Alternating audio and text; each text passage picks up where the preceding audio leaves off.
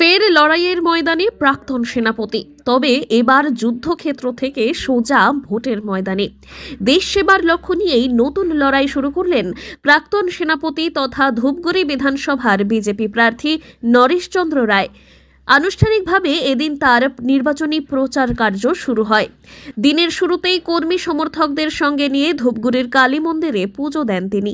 মায়ের আশীর্বাদ নিয়ে দেওয়াল লিখনের মধ্য দিয়ে প্রচারের শুভ সূচনা করেন। ধূপগুড়ি আগাগোড়া থেকে ধূপগুড়ি একটা শক্ত ঘাঁটি ভারতীয় জনতা পার্টি, এটা দীর্ঘদিন ধরে চলে আসছে। ধূপগুড়িতে মানুষের শক্ত ঘাঁটি, বুধে শক্তিশালী সংগঠন। এখানকার মানুষেরা মনে প্রাণে বিজেপিকে ভালোবাসে, বিজেপিকে ভোটটা দেয়। তো এখানে নিশ্চিতভাবে বিজেপি একটা ভালো ফল।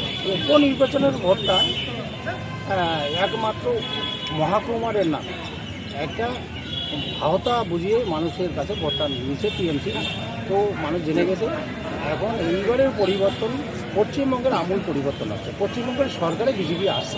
আর এরপর শহরের বিভিন্ন এলাকায় জনসংযোগে অংশ নিয়ে সাধারণ মানুষের সঙ্গে কথাও বলেন, নিজের পরিকল্পনার কথা তুলে ধরেন। প্রার্থী তালিকা ঘোষণার পর থেকেই এলাকায় বিজেপি কর্মী সমর্থকদের মধ্যে উৎসাহ বাড়তে দেখা যাচ্ছে। গেরুয়া আবিরে উচ্ছ্বাস প্রকাশ করছেন তারা।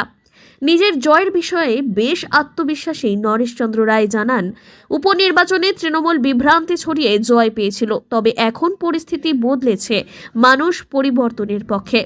অন্যদিকে জলপাইগুড়ির সদর বিধানসভাতেও শুরু হয়েছে জোর কদমে প্রচার কার্য।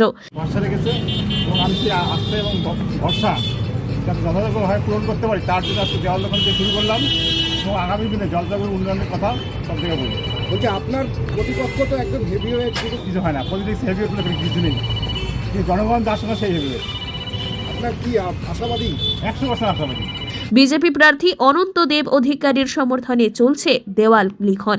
সব মিলিয়ে জলপাইগুড়ি জেলা জুড়ে এখন জমে উঠেছে নির্বাচনী আবহ।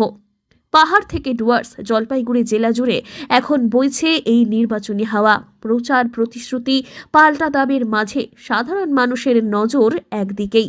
কে গড়বে আগামী দিনের সরকার? অপেক্ষা শুধু সময়ের। জলপাইগুড়ি থেকে সুরজিৎদের রিপোর্ট, লোকাল 18 বাংলা।